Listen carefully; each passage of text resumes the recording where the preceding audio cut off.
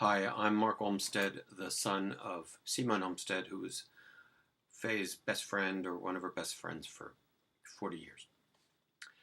Fay Marks and the meaning of friendship.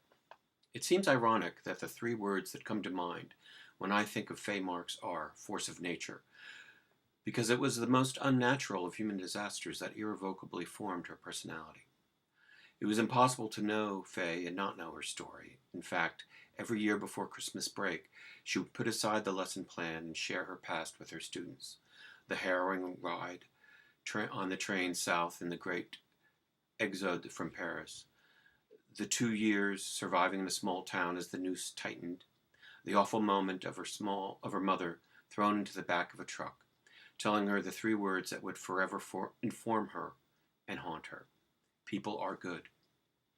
There was the crossing of a river in the bottom of a canoe. The rest of the war spent pretending to be a Christian with two other Jewish girls in a harshly run school for orphans. The miraculous survival of her brothers and the inevitable realization she would never see her mother again.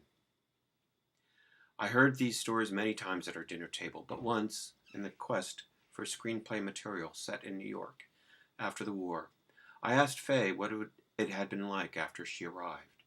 How had she pieced together her life? Did she talk about her experiences to her new husband, her new friends? She told me that she had pushed it all down, making the motion of doing it, as she said it. That was remarkable to me because by the time I met her, in the 70s, Faye never seemed to repress anything. In fact, I gently made an observation after one dinner. You have great stories, Faye, but you need to finish one before you begin another. I was searching for a stopping point to begin clearing the table. Everyone will recognize this looping tendency she had, as if she was afraid that every story would be the last one she had a chance to tell. And yet the few times I set a firm boundary, no Faye, I am not going to Wesleyan, she accepted defeat graciously.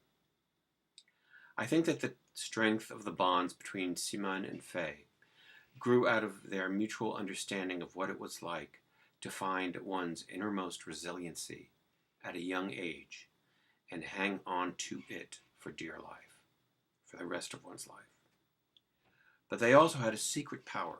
They understood the extraordinary power of friendship, and all the more tensile in the triangle of support that existed when Françoise Grab became the ever-present third leg of the stool.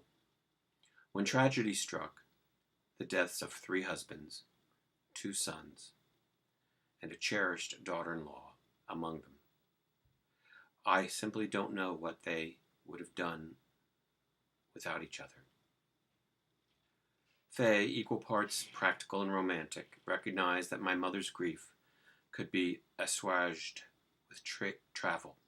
She understood how potent it could be to create new memories to heal old wounds.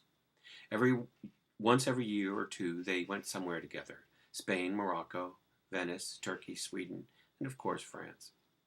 My mother blissfully allowed Faye to make all of the arrangements. Her organizational skills were amazing, and marveled at her extraordinary sense of direction no matter where they were. And when Faye kicked into her tendency to perhaps go on a bit, my mother developed the equally essential ability to say, "Okay, Faye, I need you to be quiet for a while." The capacity for that kind of honesty is the mark of a great, deep friendship. Faye had such a fierce loyalty to my mother that I have used it as shorthand to describe to my sisters what some of my friends have meant to me. When I tell them, "Oh, he's my Faye," they completely understand I am describing the friend who always picks up the phone, who always listens, who is always ready to go to the movies or dinner. I only saw her a few times with her sons, but I knew Faye was a marvelous mother because I knew what a fabulous teacher she was. I had her twice. In my experience, there is always a direct correlation between the two. And as a grandmother, Faye was a double whammy, French and Jewish. But her total commitment to both roles, best friend and amazing mother and grandmother, was anything but easy, physically speaking. She never complained for a moment. But in 2009, we knew she was running herself ragged, visiting my mother several times a week, not to mention worrying about Simone's obvious mental decline. Separating from her best friends was by far the most difficult factor in my mother's decision to move to my sisters in California. But it was partially out of that love for Faye that she made it. Faye would call my mother often, of course, and try valiantly to summon the old Simone, the one who so loved to do the New York Times crossword every Sunday with her two best friends. And in my mother's final months, we would update Faye as often as we did our real aunt, the other Françoise. Faye had long been every bit as much a sister to my mother, certainly. From what Joel wrote, our parents' final days were very similar.